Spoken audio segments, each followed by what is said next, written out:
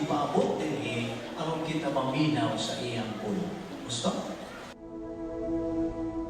Dinati-ngali mga higayon sa mong kinabuhi, nagyakagan kang paagi nga ikaw makasugod na sa pagsangyaw sa mga balita sa kaluwasan apan imo lang kadtong gipalamay. There is discipline for failure to witness at the opportune moment. The divine viewpoint, mental attitude, mao kini ang hinungdan sa imong gahong espiritualon. Sa walang plano sa Diyos, dinhi imo makatunan sa pulo sa Diyos. Kini kayo mo sa imprintado ng mga pulo sa Diyos o kini huna-una sa Diyos. Ang Diyos pinaagi sa iyang grasya, mipahimutang sa Vic Balbido Evangelistic Ministry, isip usa sa iyang paagi sa pagpadala sa iyang mensahe, sa paghupay o paglaom. Tiwala niini karong mahulgaon o makuyaw nga kahimtang sa kalibutan. Karon aniya si Evangelist Vic Balbido nga may dala nga mga pulong nga angay sa atong pagpamalandong, ingon nga mga magtutuo ni Ginoong Hesukristo.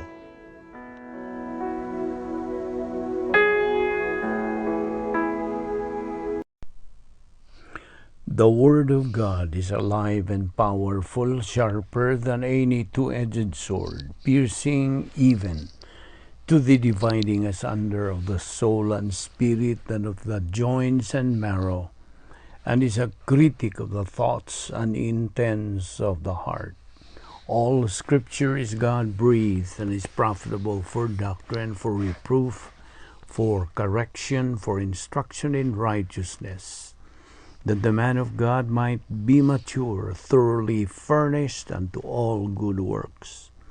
Study to show thyself approved unto God, a workman that needeth not to be ashamed, rightly dividing the word of truth. Sa dili pa kita magapadayon sa pagtuon sa pulong sa Diyos ng adlaw, sama sa nandan, as our routine, gikinahanglan nga itong pagsugid sa tanan na itong mga salang nahimo ng adlaw. Otherwise, kini mahimo lamang babag sa atong pagtuon sa pulong sa Dios. Busa, atong gamiton karon ang prinsipyo sa 1 John 1:9 nga nagakanayon. If we confess our sins, God is faithful and just to forgive us our sins and to cleanse us from all unrighteousness.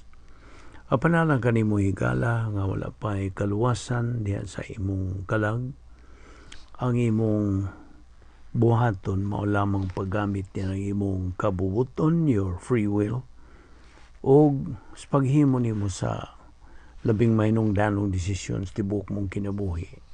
The decision to believe in Christ as your Lord and Savior.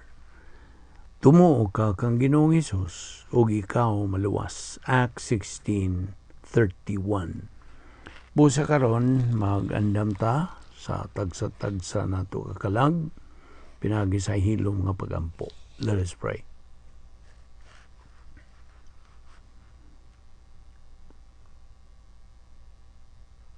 Balaan na mga Diyos, nagapasalamat kami kanimo, ning lain na sa mga higayon, sa pagtuon sa imong pulong, nagampo kami nga ikaw, pinagi sa balang Espiritu Santo, magatudlo ka na mo sa imong kamaturan, o unta mahimog kining panalangin sa among kinabuhi. Salamat na among Bible study through the YouTube, sa Vic Balbido Evangelistic Ministry, kining tanan among ipasalamatan, sa ngalan ni Ginoong Hesukristo. Amen. Ablihing imong Biblia, palihog, diya sa mga buhat, Kapitulo 16, versikulo 31, masagad na itong ginabatbat, tumuo ka kang Ginoong Jesus, ug ikaw maluwas. Now, kini, mao ang maayong balita sa kaluwasan. Kung ikaw buot maluwas, giangda ka sa Dios. nga imo ka ng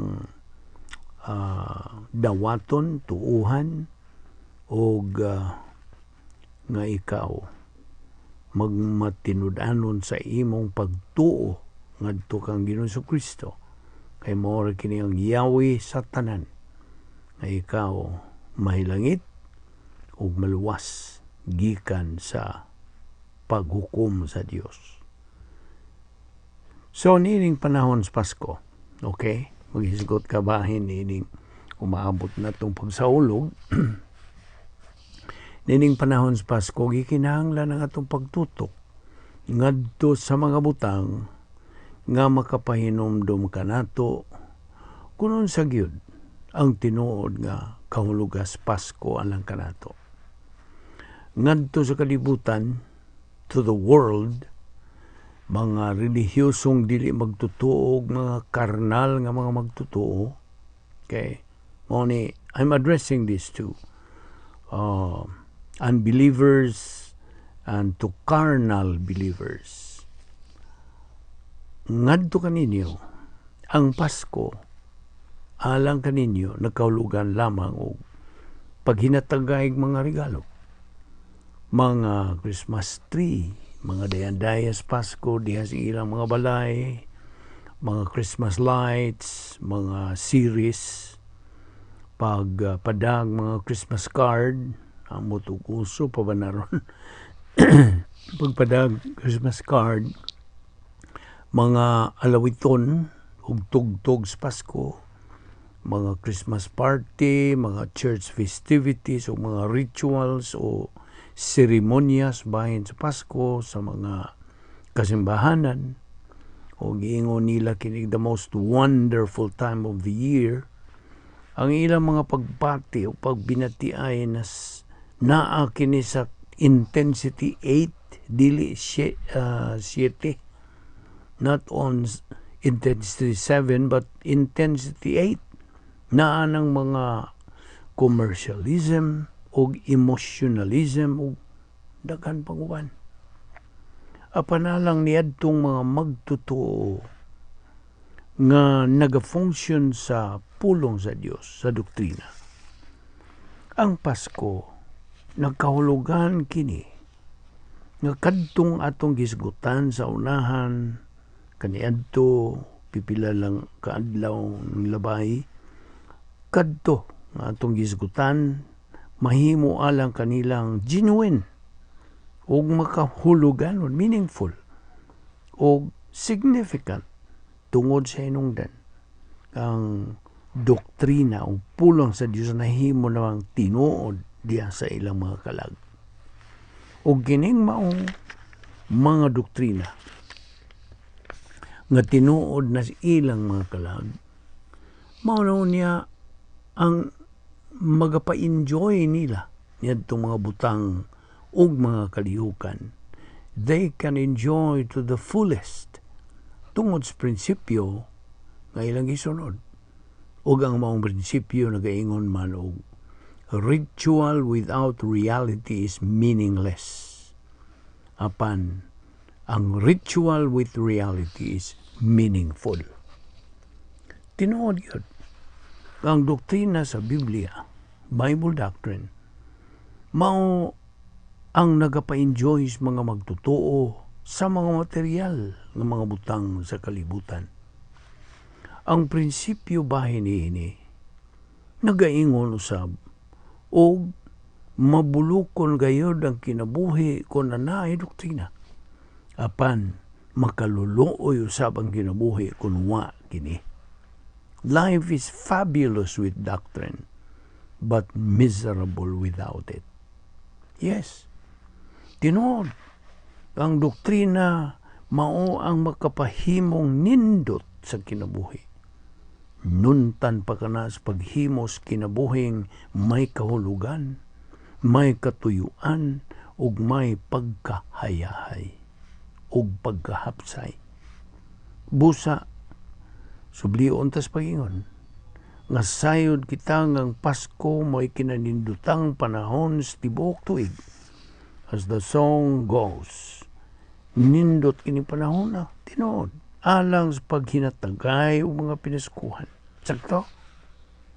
Anay mga tao nga makadawat o mga dagkong mga regalo, mga mahalong mga regalo, gikas mga sapian nga mga maghahatag sama sa mga kutsi ug uban pa samtang naa sa uban nga makadawat lang in taon o ginagmay mga pinaskuhan gikan sa di kaayo nga sapian nga mga katawhan. In short, ang mga tao mudawat og mga regalo ilabi na sa panahon sa Pasko. Tungod lagi kay it's a wonderful time of the year. At ting panghatag o mga pinskuhan.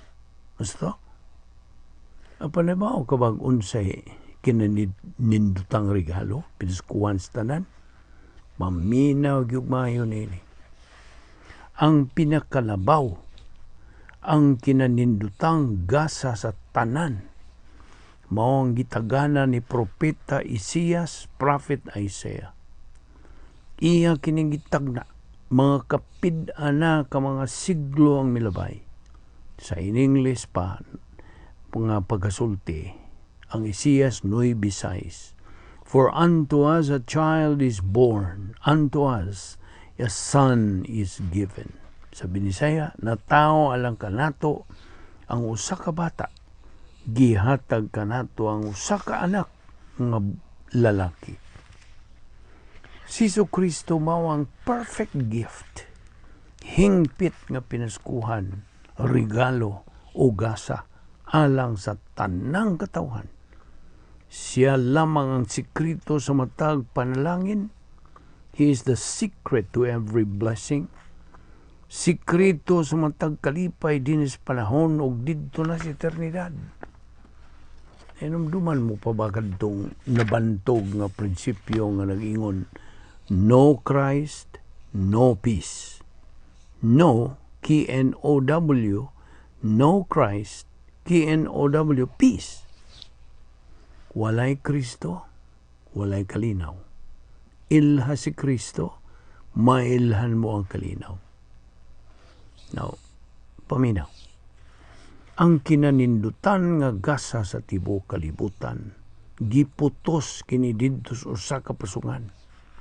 Ibaw ka ba sa kahulugan o significance niya itong pagkatao ni Kristo? Siya si Ginoong Hesukristo na tao o gipahigda didto sa usa ka pasungan. Ang pasungan, God, by the way, usa kini kataas bukas nga sudlan nagtubig o tuwaanan sa mga hayop. Sa laing pagkasulti, usa kini kabutangan nag mga igtutuwa anha ang mga hayop mangaon. So didto si Jesus pahigda. Okay? Now, diha sa Juan 1:10 kini nagasulti sa pag-ingon, ang pulong dinhi na sa kalibutan, pinaagi kaniya, gibuhat sa Dios ang kalibutan, apan ang kalibutan wala mo ila kaniya. Mga buhat 4:12, popular usab kini nga bersikulo, paminaw. Ang kaluwasan makaplagan lamang diha kaniya. Kaniya diha si Ginoong Kristo. Kay dinis kalibutan wala na laing ngalan kagihatag sa Dios ngadto sa katawhan nga maoy makaluwas kanato. Ang Juan 14:6, popular sa mga bersikulo, nagkanayon si Ginoong Kristo, ako mao ang dalan, ang kamatuoran ug ang kinabuhi, walay makaadto sa Amahan kundili pinaagi kanako. Now, ablihi ra gud ang imong Biblia, ang pulong sa kamatuoran. Ablihi diya sa Lucas 1:26 ngadto 35. Ug adto sa libro ni Isaias kapitulo 7 bersikulo 14, kay ana diha ang Hebrewanong pulong nga Emmanuel nga nagkahulugan kini og ang Dios ania uban kanato. Unya human niya na, adto tas Isaias 9:6. Adiin nagaingon sa kiniog, natao alang kanato ang usa ka bata, meaning ang pagkatao ni Kristo. Gihatag kanato ang usa ka anak nga lalaki, meaning ang pagka-Dios ni Ginoong Kristo. Og siya ang magmando sa tanan, og nganlan siya maalamong magtatambag, Dios nga gamhanan, amahan hangtod sa kangturan, prinsipe sa pakigdait. Nagatan-aw kadinhi sa gitawag og hypostatic union ni Ginoong Kristo.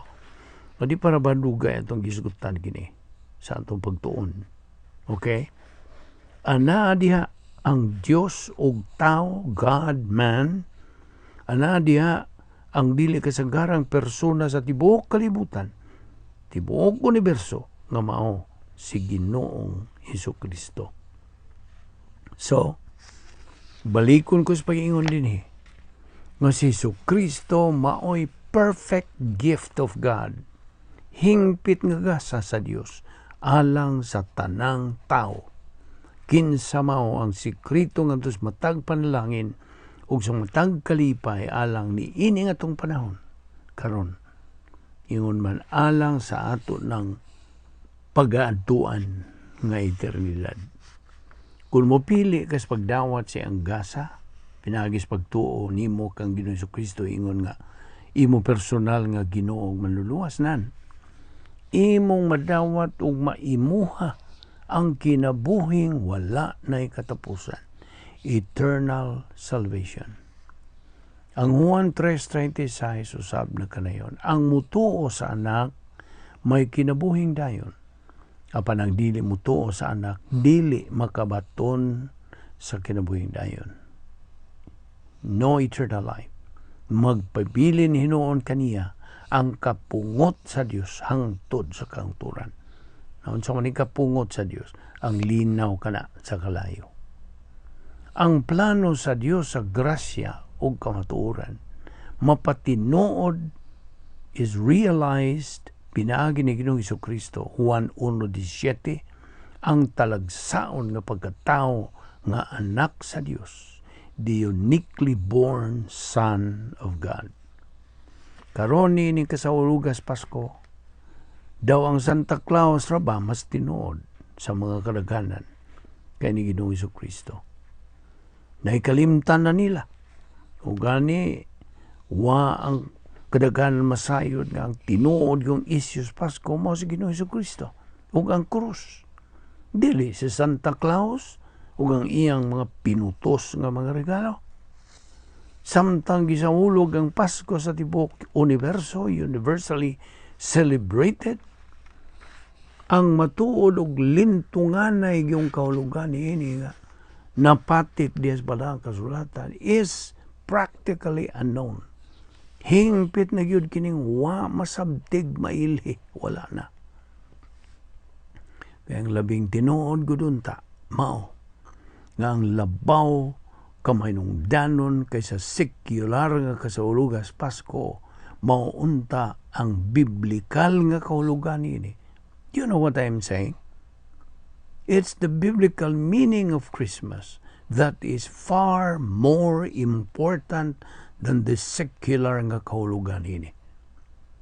Ilan ang giusab, ilang gipulihan ang pulong Christmas ngadto sa Xmas. Sabi nimo, ang pulong Xmas ra ba? Sama ra sa nagbutang ka sa siga, light sa Christmas tree, nga wa diha ang siga o suga sa kalibutan. Dugang pa yun yan. Ang pulong Xmas gigamit na sa pangkomersyal, while ang pulong Christmas pang-biblikal.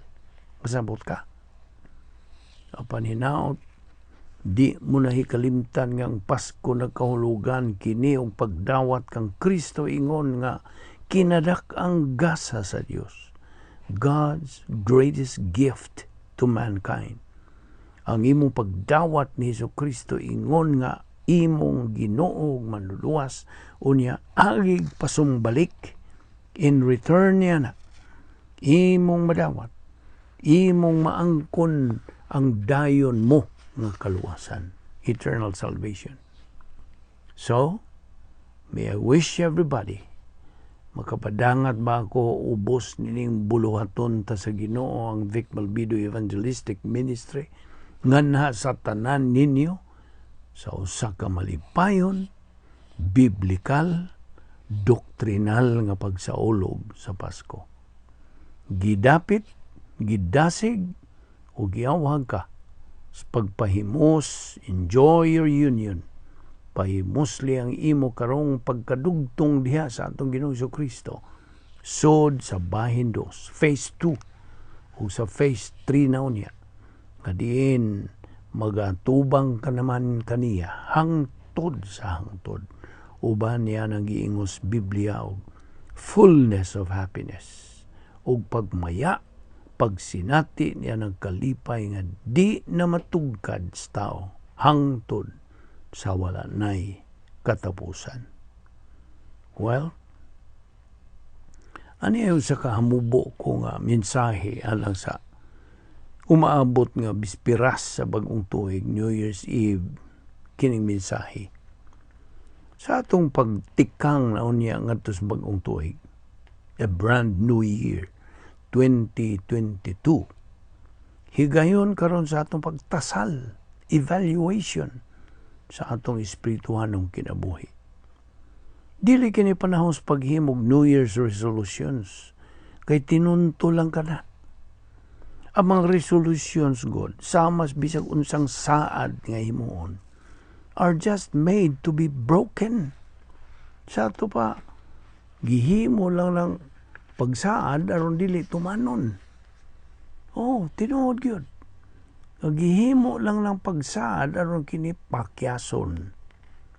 Apan sa laing bahin, ang labing tukma yung angay tang buhaton sa pagsugata sa bagong tuig mao.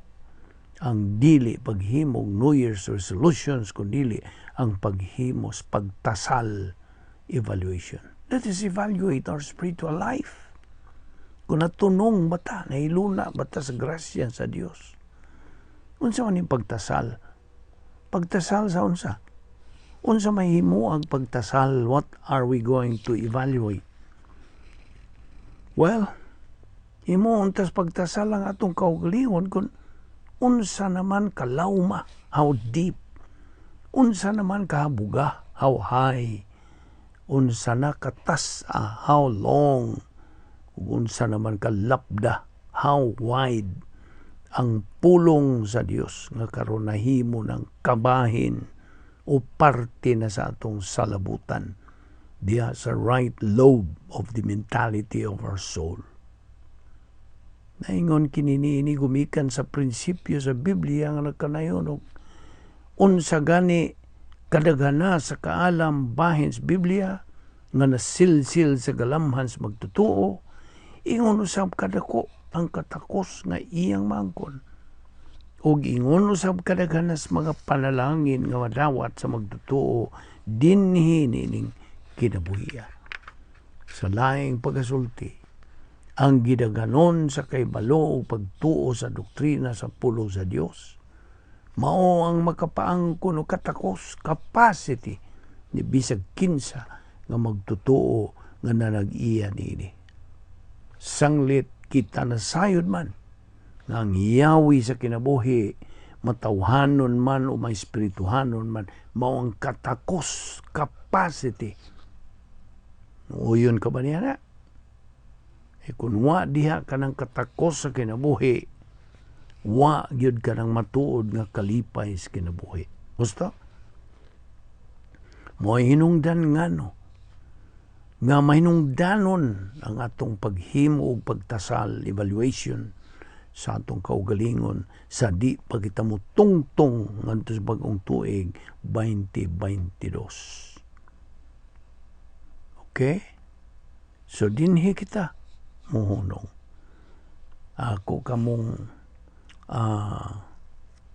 may I greet everyone a very Merry Christmas. Biblical ang buot pasabot ko. Merry Christmas, Happy New Year. Og hinaut nga magkita no sab kita sa sunod nga higayon aron kita makapadayon sa atong pag dupot gyud sa atong spiritual momentum until we reach that stage of spiritual maturity where there is no capacity for life, for love, for blessings. Magampo ta. Balaan na mo nga Dios, nagapasalamat kami kanimo sa imong grasya. Grasya nga ikaw naghatag ka namo sa imong labing labaw nga gasa ang imong bugtong anak. Nga kadaghanan sa mga katawan wala lamang magpanumbaling niini. Nagahampo ako Dios nga imo silang pukaon ug gamit unta sila sa ilang positibo nga kabubuton sa ilang free will aron sila matunong may luna diya sa imong grasya ug magkahiusa kami uban kanimo hangtod sa kangturan didto sa eternidad. Salamat ni ining tanan nga dili kami takos, matinumanon gayud ikaw Dios sa imong mga saad. Dada kami pagbalik sa sunod nga higayon aron kami makapadayon ining among tulumanon diha kanimo pagtubo sa among kalag hangtod makabot na mo gayud ang among tumong sa pag himaya kanimo. Kining tanan among gipasalamatan sa ngalan ni Ginoong Hesukristo ang bugtong manluluwas. Amen.